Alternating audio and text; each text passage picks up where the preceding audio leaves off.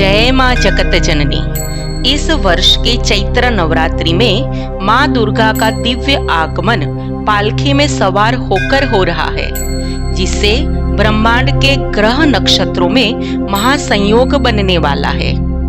इस वर्ष चैत्र माह के शुक्ल पक्ष की प्रतिपदा तिथि से चैत्र नवरात्रि का पवित्र शुभारंभ होता है। ये दिन सिर्फ माँ दुर्गा के भक्तजन का न रहकर नूतन चेतना का भी बन जाता है, क्योंकि इसी दिन हमारा नूतन पर्व गुड़ी पड़वा भी मनाया जाता है। इसी दिन हमारे गौरवशाली हिंदू नववर्ष विक्रम संवत 2082 की मंगलमय शुरुआत भी हो रही है।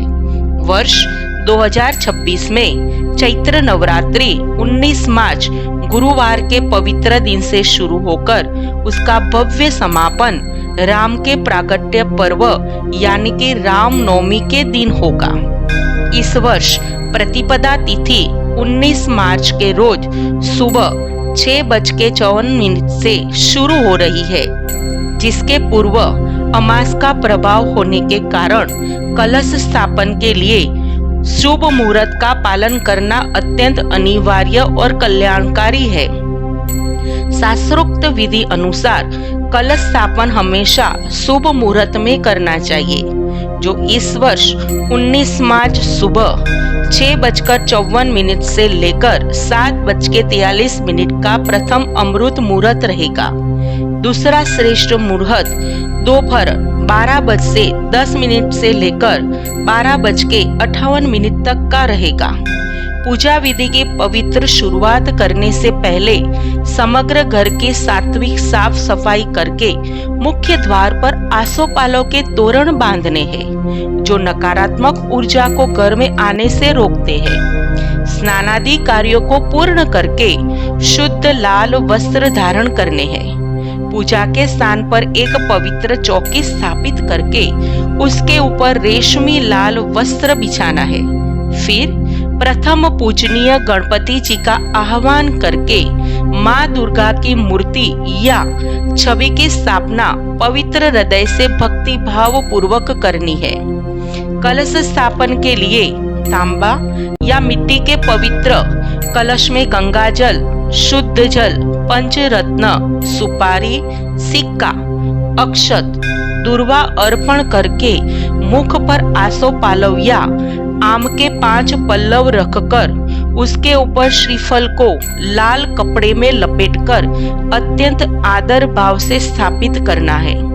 प्राचीन परंपरा मुजब खेत की पवित्र शुद्ध मिट्टी से मिट्टी के पवित्र पात्र में जव उगाने हैं, जो आगामी नव वर्ष की सुख समृद्धि का प्रतीक माना जाएगा। नवरात्रि में माँ के सानिध्य में अखंड ज्योत रखनी है, जो अत्यंत फलदायी और पुण्यशाली है। अगर कोई कारण से अखंड ज्योत रखना संभव न हो तो श्रद्धा पूर्वक सुबह शाम घी का दिया और माँ की आरती जरूर से करनी है। माँ शैलपुत्री की प्रथम दिन भक्ति भाव पूर्वक पूजा करके बाद में 9 दिन माँ के 9 दिव्य स्वरूप की आराधना करके दुर्गा सप्तशती के शक्तिशाली पाठ को निरंतर करते रहना चाहिए। अष्टमी तिथि 26 मार्च और नवमी तिथि 27 मार्च के दिन कन्या पूजन की विशेष महिमा है।